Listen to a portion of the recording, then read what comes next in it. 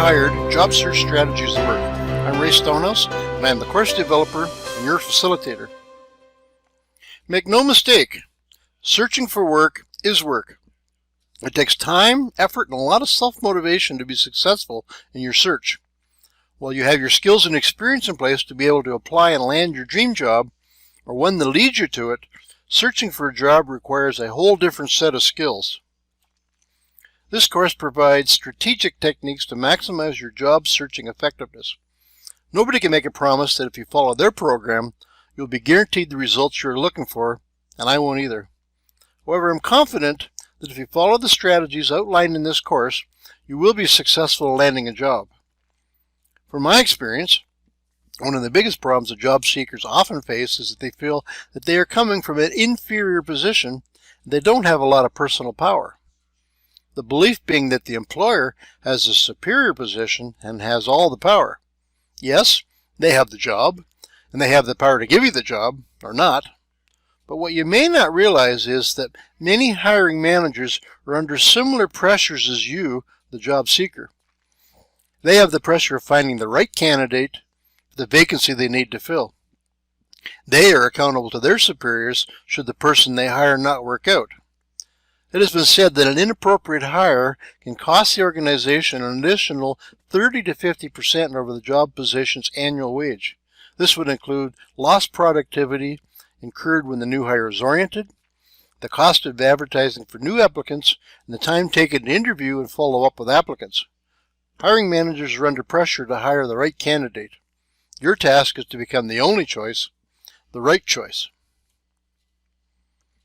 As I mentioned earlier, we are likely not experts at searching for jobs and landing one. It isn't something that we do on a regular basis. As I researched the content for this course, I found that the problem is compounded by a lack of hard facts on what are the best practices for job searching. I'm reminded of an old parable about a group of blind men that were required to touch an elephant and to describe their observations. Each one felt a different part, but only one part, such as a tusk or the trunk. When they compared notes, they learned that they were in complete disagreement. I found the same to be true when researching strategic job searching skills. Each web page for my search results on the internet spoke from the perspective of the writer, whether they were a resume writer, an employer hiring manager, a recruiter, etc.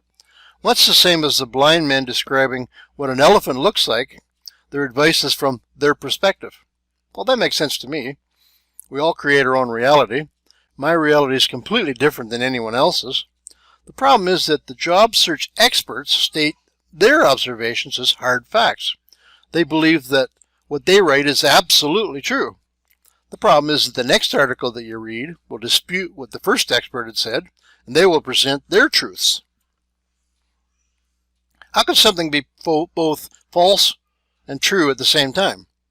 You must never do this. You must always do this. It's the same advice.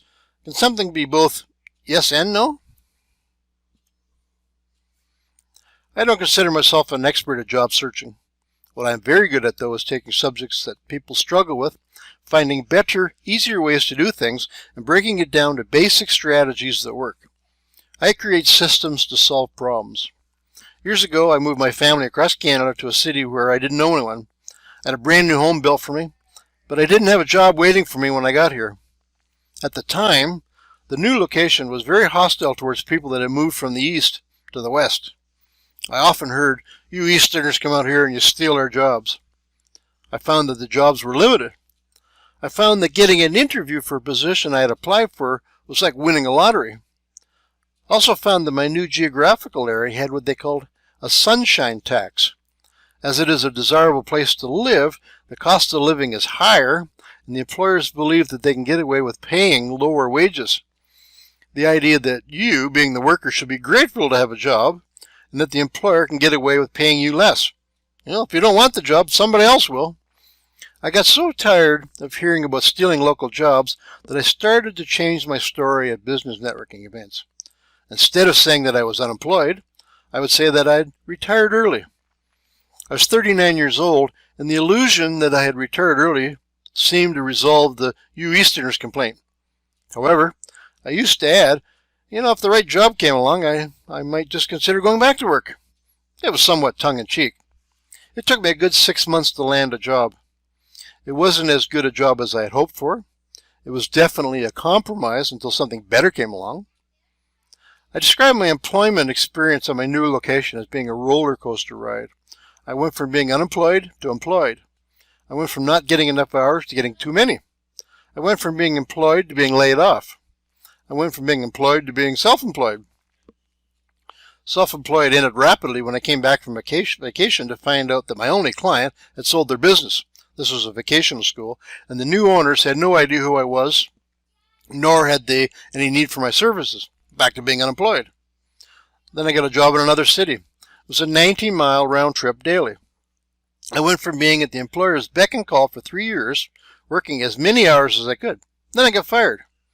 Then I got unfired and had a new job, same company, a few blocks away. I went from full-time to no time to part-time to even more part-time, then less time and even less time. I had to tell my manager that I couldn't afford to work for him, I couldn't leave, and I couldn't afford to stay. We solved the problem by me picking up more hours from another worker who wanted to work less.